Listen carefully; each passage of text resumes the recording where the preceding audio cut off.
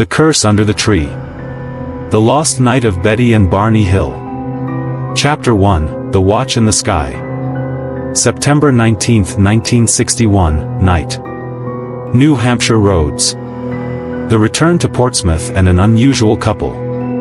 It was well past 10 p.m., and the cool September wind was leaking through the slightly faulty window seals of the 1957 blue-green Chevrolet Bel Air, chilling the warm air inside.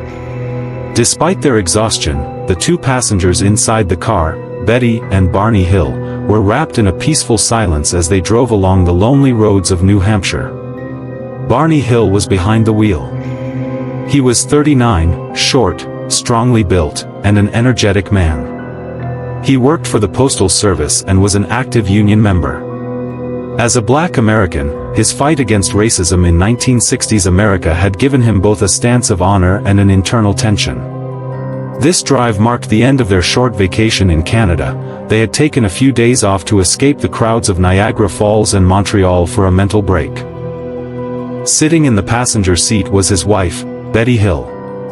She was 41, slightly overweight, cheerful, and an outgoing social worker. Betty was curious, observant, and somewhat inclined towards spiritual topics. Although she often scoffed at her brother's stories about UFOs, she harbored a continuous interest in the unknown. During this trip, she and Barney were experiencing one of the first and most smooth periods in their marriage. Barney's divorce from his first marriage and the social pressure from their interracial marriage, she was white, Barney was black, had only strengthened their bond. They were tired but happy. They were traveling on the long, two-lane Interstate Route 3, I-93. They had entered the final stage of their journey. They would arrive at their home in Portsmouth in a few hours, relax, and return to the normal flow of their lives. Barney, driving rhythmically, had his eyes fixed on the darkness of the road. Fatigue weighed heavily on his eyelids, yet his mind was alert. "Not much further, Betty," he murmured, his voice gently breaking the silence of the night. "I need to get up early for the post office.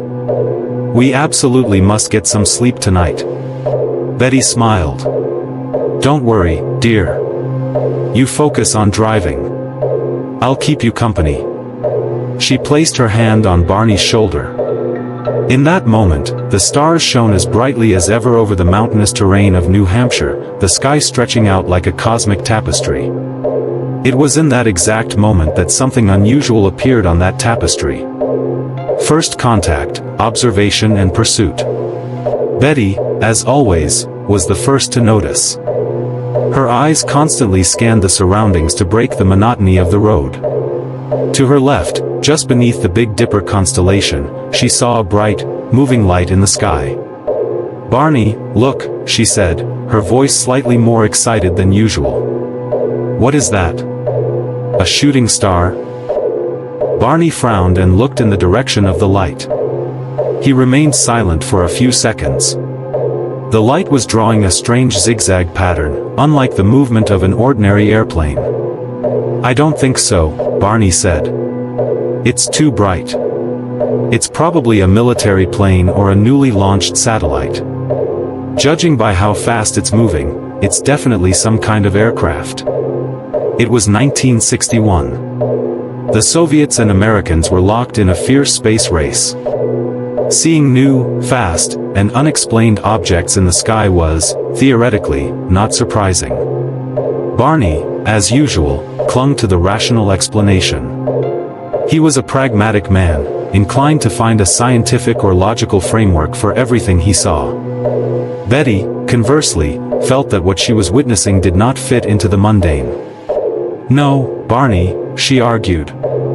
"I've never seen planes stop like that, then suddenly speed up and emit that kind of light. It looks like it's watching us." Betty followed the object for a while longer.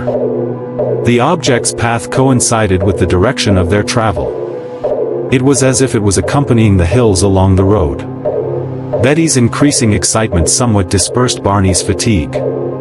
"All right, now you've got me curious," Barney conceded. "Let's get a closer look. Maybe it's just a reflection from a radar station." They drove for another 10 to 15 minutes. The light became more pronounced and started changing colors, from white to blue, then to red. His doubts about it being a plane had grown. "Stop, Barney, stop," Betty urged, even more excited. "Please, just pull over for a second. I want to grab my binoculars and see what it is." Barney initially objected. "It's past midnight, Betty. We need to get home. I don't want to fall asleep at the mailbox before we get there." "But look," Betty pleaded, nearly begging. "This could be the strangest thing we see in our entire lives. Just for a few seconds, please."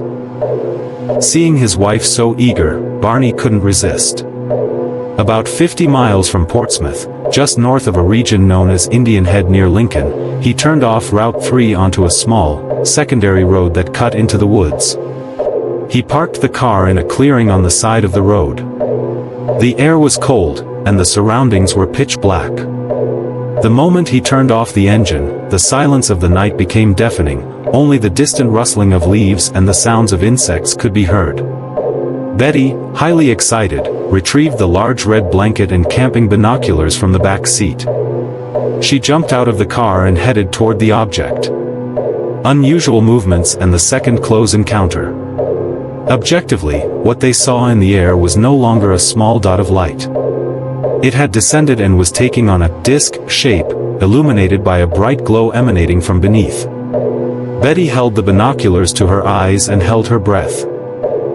"Oh my God, Barney," she whispered, her voice wavering between astonishment and fear. "It's not a plane. Look, look. I can see some kind of row of windows." Barney was still skeptical at first. He knew Betty's imagination could sometimes run wild. But the expression of pure shock on Betty's face motivated him to get out of the car. He took the binoculars and focused on the object, which was about 300 yards away in the direction Betty indicated. The moment Barney looked through the binoculars, he felt his heart pound against his chest. What he saw did not resemble any man-made vehicle. The craft was suspended vertically in the air, illuminating a nearby hill, with large, rectangular windows flashing red underneath. It looked like some kind of giant ship quietly descending onto the hill for a night operation. Barney strained his rational mind. Maybe it was a helicopter? No, helicopters had blades and noise. This was completely silent. A plane? No, there was no plane that large and capable of hovering so motionlessly. The light emanating from the center of the object was like a giant, bright searchlight. For a moment, he focused on the windows on the side of the object. The windows were arranged in a double layer, side by side, and the light inside them was softer than the general glow of the craft. Barney slowly moved away from the car to get a better view of the object's shape. Betty tried to follow him, but Barney stopped her, saying, "You stay here, I'm just going to get a closer look." With the binoculars in hand, he began walking toward the hill through the trees and bushes. Every step felt like a step away from the rational world and into the unknown. When Barney reached a distance of about 200 yards, he was terrified by the object's sheer size. It looked at least 60 feet high and 100 feet long. It had a silvery, metallic surface. But the real shock came when he looked closer at the windows. As Barney adjusted the focus of the binoculars, he noticed the brightness of the light in one of the windows intensifying. It was as if someone inside had turned up the light to get a better view outside. What he saw was not an ordinary pilot, engineer, or any human being. Behind the window, there were several figures. There were 5 or 6 of them. All seemed to be wearing the same uniform, dark, shiny, and identical outfits. More shocking was the structure of these figures' bodies. Although they were humanoid, their stature was short, their heads were disproportionately large, and their eyes were big and dark-colored. Their facial features were almost non-existent, their noses or mouths were not clearly defined. Barney froze. He pressed the binoculars to his eyes, as if trying to prove that what he saw was an illusion. Then, one of the figures, the one Barney later identified as the leader, approached the window. He seemed taller and more active than the others. He held a device, a control panel, or some kind of binocular-like instrument in his hand. This figure, as if knowing that Barney was watching them through his binoculars, turned the device toward Barney's direction. Barney felt his heart trying to burst out of his chest. Those large, dark eyes looking into his sent him a message that could not be put into words. You know who we are. You saw us. You must come. The leader figure moved his hand as if giving a command. Then, things that were thought to be landing gear or support legs beneath the object slowly began to extend downwards, like metallic legs. The feeling Barney Hill experienced at that moment was a dread beyond logic. All the racial tension, all the union struggle, all his mundane life, everything became insignificant in the face of this moment. He was just a scared man, alone in the woods, targeted by an unknown force.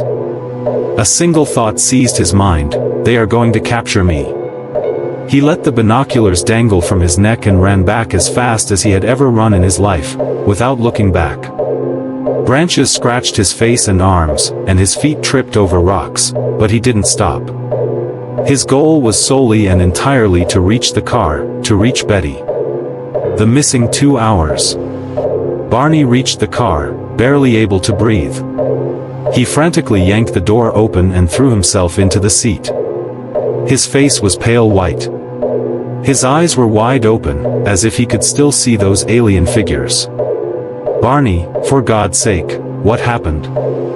Betty asked, terrified. Words failed Barney. He just shook his head, uttering in a choked voice, they were watching us. They were observing us. We have to leave here now. His voice was a mix of panic and hysteria. Without wasting time, he turned the key. The engine roared to life. Barney pressed the accelerator all the way, and the car sped off, its tires spinning in the dirt as it rejoined Route 3. His eyes were constantly on the rearview mirror. His fear was coming true. The object had left the hill and started descending toward the car. First, it glided slowly, then it accelerated, literally pursuing the hill's car. Barney pushed the car to its limit, breaking the speed limit. Faster, Barney, faster. Betty screamed. She was starting to get scared, but she still felt a degree of curiosity. Barney paused for a moment and cried out in terror, "It's blocking our way. It's right there." Right in front of the car, the large, disc-shaped craft hovered, completely covering Route 3. The bright light beneath it illuminated the entire road and the surrounding trees like midnight sun. Barney slammed on the brakes in a final, desperate effort. The car screeched to a halt on the asphalt. Time, 12:05 a.m., 0:05. Barney pressed one hand to his chest, his heart was hammering wildly. Betty shrieked in fear. In that very instant, a high-pitched, deafening buzzing sound filled the air above the car. The sound drowned out the engine, their breathing, and all their thoughts. The car's metal body vibrated violently with the buzzing. It was as if a giant were scraping a metallic spoon across the car's roof. Barney held his head in his hands. The pain pierced his brain like a sharp dagger. His eyelids grew heavy, and his entire body started to feel numb. It was as if someone had rapidly injected a sedative into his veins. Betty tried to look out the window. The light emanating from the object had reached an unbearable brilliance. Within the light, she could faintly make out 2 or 3 of those large-eyed figures slowly approaching the car. She watched those final moments through a veil of fog, Barney's face dropping, his eyes closing, the increasing intensity of the buzzing. And then silence. Suddenly, the car was moving again. Barney, eyes squinted, was slightly hunched over the steering wheel. The car was slowly moving down the road. Betty struggled to sit up, her head aching. The buzzing had stopped. The light was gone. Everything seemed to have returned to normal. Betty checked her watch. It was 12:07 a.m. What happened, Barney? Why did you stop?" Barney rubbed his eyes. "I didn't stop. I just slowed down, and when the craft started moving away, I kept going." "But I remember stopping," Betty said, confused. "And that sound, that buzzing." Barney frowned. "Buzzing? What buzzing?" I just looked away and saw the craft leave. Then I hit the gas again. The car radio had been loudly static moments ago and was now silent. Barney turned it off. "I guess it was just an electrical problem. This old car never stops giving trouble." Betty looked at her watch again. 12:07 a.m. Was it only a 2-minute delay? No. The memories she had, the approaching figures, Barney's terror, the buzzing, the bright light, could not possibly fit into 2 minutes. Barney sped up the car and drove on rapidly. Paying attention to the roadside signs, Betty cried out in surprise, "Barney, stop. Where are we? How many miles have we gone?" Barney looked at the road sign. It read something that bewildered them, "Distance to Ashland." Ashland was 35 miles, about 56 kilometers, past the point where the Hills first saw the object. Barney slammed on the brakes. The car stopped in the middle of the road. Barney looked at the clock. Time, 2 a.m., 2 o'clock. No, this is impossible," Barney whispered. His hand was shaking. It was 12:05 a.m. when we encountered that craft. The time that passed is almost 2 hours. At normal speed, covering those 35 miles should have taken a maximum of 45 minutes. Furthermore, the place they stopped was not the end of that 35 miles, but somewhere in the middle. Inside the car, on the desolate New Hampshire road, between 12:05 a.m. and 2 a.m., over 35 miles, nothing had happened. Betty and Barney looked at each other. In their eyes was not only fear, but an absolute void. A 2-hour hole had been punched into their minds. It was as if someone had cut 2 reels out of the film of their lives. Barney, all his rational logic shattered, just started the engine. "We're going home. Now. Not another word. Whatever it takes, we're going home." The rest of the drive passed under the heavy weight of the 2-hour gap. The return home and the start of the nightmare. The sun was about to rise. It was close to 5 a.m. when they approached their home in Portsmouth. Barney, who should have been exhausted but restful at this hour, was nearly fainting from exhaustion as he pulled into the driveway. They parked the car and tried to enter their house. But both knew something was terribly wrong. 1. The state of the boots. When Barney got out of the car, he immediately looked at his boots. The toes of his boots were heavily scuffed, as if they had been dragged across asphalt. Yet, he hadn't walked that far that night. 2. The change in clothes. Betty noticed that her pink skirt was torn and covered in a bright, pink dust. Moreover, both of them felt an inexplicable pain in their joints and backs, as if they had returned from a long, arduous trek. 3. Scratches on the trunk. Barney went to the garage to inspect the car. On the trunk lid, there were bright, circular spots. It looked as if the metal had been exposed to high heat and softened. These marks had damaged the finish of the trunk, which Barney had just had repainted and was particularly careful to protect. The next morning, when they should have been rested, both were extremely irritable, paranoid, and tired. They avoided talking about that night. The 2-hour gap cast a shadow over every word, every glance between them. Barney tried to explain the events rationally. "We hallucinated due to fatigue.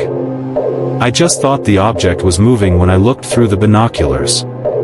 The 2-hour gap is simply a distortion of time perception caused by lack of sleep." But Betty knew better. Those 2 hours were not a distortion of perception, they were real. Betty's dreams. No matter how much the Hills tried to run away from what happened in the days that followed that night, the events would not leave them alone. Especially Betty. A few nights after the incident, Betty Hill entered the cycle of nightmares she would have every night from then on. In her dream, she saw herself and Barney inside the car, surrounded by the giant craft. Gray-uniformed, large-eyed figures emerged from the craft and approached them. They gently but firmly removed them from the car, leading them somewhere along a dark, foggy path in the woods. The dreams were intensely vivid and detailed. Betty saw the figures performing a type of physical examination on her. They took her and Barney to separate rooms. Betty recalled that the leader of the object held a book in his hand. The leader told Betty the book belonged to them and he would not allow her to look at it. Betty constantly felt in her dreams that the being spoke to her not in English, but mentally. Barney's dreams. Barney, however, did not even want to hear about the dreams. He clung to his logic. The more Betty told her story, the more angry and in denial he became. Those are just dreams, Betty. The effect of those ridiculous alien movies you watch on TV. Although Barney's conscious mind rejected everything, his subconscious had surrendered. He, too, began to have dreams. But his dreams were not as detailed as Betty's. His dreams were more fragmented, loud noises, bright lights, a sensation of needles piercing his body, and most importantly, close-ups of the faces of those large, dark-eyed figures. His dreams were consistently filled with a feeling of high panic and terror. The collapse of normal life. The weeks following the incident turned into an ordeal for the Hill couple. 1. Social isolation. Betty started telling her siblings and close friends what happened a week after the incident. While her sister believed her, she became the subject of ridicule among her colleagues and friends. Silence reigned in Barney's social circle. Barney feared that this story would damage his reputation in his civil rights activism and union work. 2. Health issues. Barney began experiencing severe stomach pains. His blood pressure rose, and doctors couldn't explain the cause. Betty, due to the emotional trauma, suffered constant anxiety attacks. 3. Investigation of the truth. Betty accepted her dreams as reality and started investigating.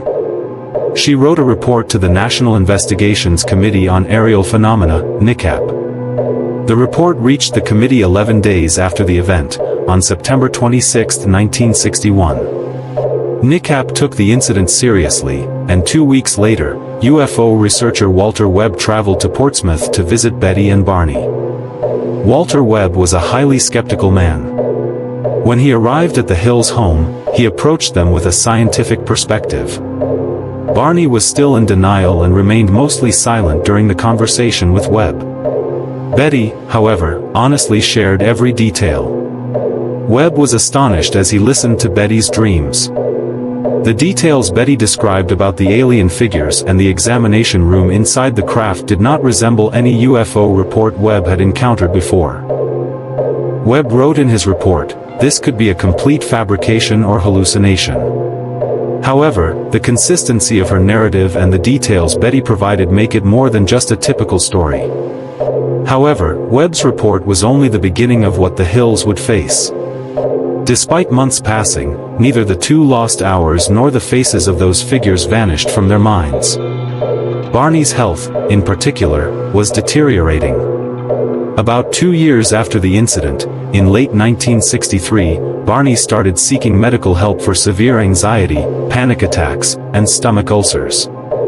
The pressure of the event, the intensity of the dreams, and the growing tension between Betty and Barney started threatening their marriage.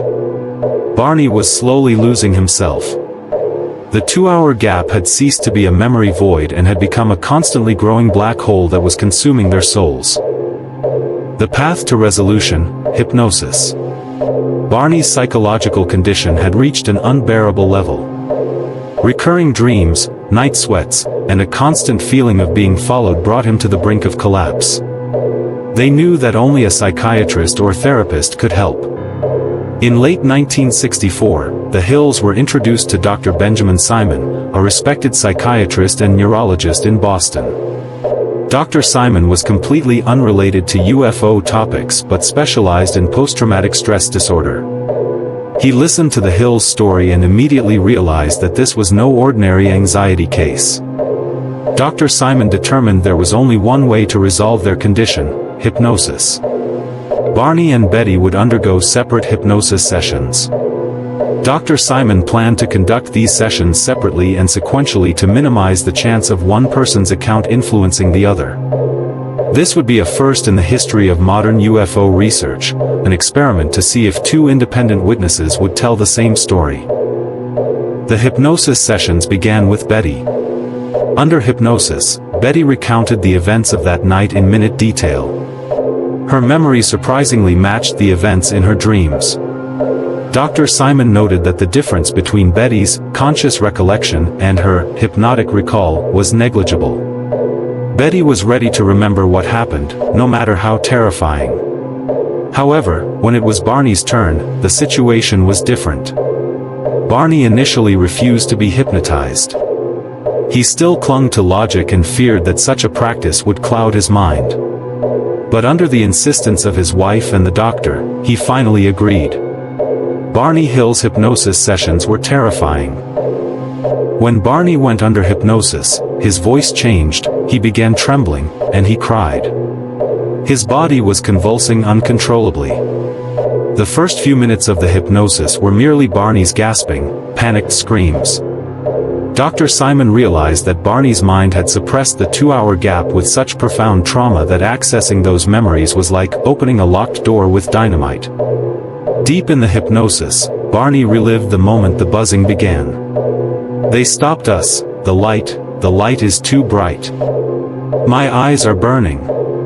They are coming, I see them through the window. No, no. The voice in my head. Tell them to stop. Let us go. Please." Barney's trembling voice was recorded by Dr. Simon's tape recorder. Barney recounted how the beings approached the car, opened the door, and pulled him out by the arm. "They are dragging me into the woods. I can't walk. My feet are scuffing. That being is looking at me. His eyes. They are so big. The size. Black, just black. Don't take me, please." Dr. Simon tried to calm Barney. "Where are they taking you, Barney? Can you look at them? To a hill, to the ship there. It's so tall. So bright. Silver-colored." Barney's account was more fragmented, more traumatic than Betty's. While Betty narrated the event like an observer, Barney was the victim, experiencing the event in all its violence. Dr. Simon asked Barney what happened once they entered the ship. Barney took a deep breath, and tears streamed down his cheeks. "It's warm, everywhere is bright and warm. Smell of metal. They put me on a table. On a table. It's so cold. My clothes." Barney, under hypnosis, began describing the examination the beings performed on him. This examination almost perfectly matched what Betty saw in her dreams: physical measurements, skin tests, and Barney's most traumatic memory, a long, thin instrument inserted into his body. Needle. A needle. Towards my groin. It hurts so much. Stop. Please. I'm a human. What are you doing to me? Barney's voice at this point turned into a child's scream. Dr. Simon had to interrupt the session. When Barney woke up from the hypnosis, he did not remember what happened, but his entire body ached, and his mind was under the influence of deep trauma. The intersection of the story and the conclusion. Dr. Benjamin Simon listened to the tapes of both Betty's and Barney's hypnosis sessions and compared his notes. The result was a historical intersection. Details of the object, both described the object as a silver disc with bright windows on its side. Appearance of the beings, both described the beings as short, with large heads, large black eyes, and wearing gray uniforms. Examination details, the physical tests Betty described and the needle examination in the groin area Barney described largely overlapped. However, the most striking detail concerned the star map. Under hypnosis, Betty recalled that the leader of the beings showed her a star map indicating the ship's route. Betty recounted that after seeing the map, the leader asked if she could remember it, and she said no. She remembered the leader smiling and saying, "Then there is no reason for you to remember." Betty drew the star map she recalled under hypnosis on a blackboard in Dr. Simon's office, a central cluster of large stars and other stars connected by lines showing routes leading to and emanating from the cluster. Dr. Simon initially shelved this information because he had no background in space science. But years later, about 5 years after the incident, Marjorie Fish, a teacher and amateur astronomer from Ohio, saw Betty's drawing. Fish studied the Hill's hypnosis tapes and wondered if the map Betty drew could represent a real star system. Marjorie Fish used the latest space charts and telescopic data available at the time. She examined the angles and distances on the map Betty drew. And eventually, she found a shocking match. The map Betty Hill drew corresponded to the Zeta Reticuli star system, the closest star system to the Sun, indicating the orbital paths of the home planet of the alien entities the Hills claimed to have met. The map showed trade or travel routes leading from the binary star system where the beings originated to neighboring stars.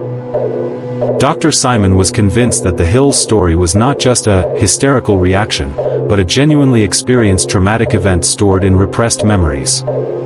The fact that two separate individuals, from the depths of post-traumatic stress, provided details that perfectly complemented each other and were scientifically verifiable elevated the case from a mere delusion to the most famous and controversial UFO case of all time. The story was no longer just about a car trip and missing time. The next step involved the leak of the story to the national press, the reactions Dr. Simon received from the scientific world, and the birth of the Zeta Reticuli legend initiated by Betty Hill's star map. In the next chapter, Part 2. The leak of Dr. Simon's report and the resulting national sensation. The deterioration of Barney's health and the social pressure it put on the Hill couple. Details of Marjorie Fish's Zeta Reticuli discovery and its reception in the scientific community. The Hills' second wave of trauma, harassment from the media and the curious public.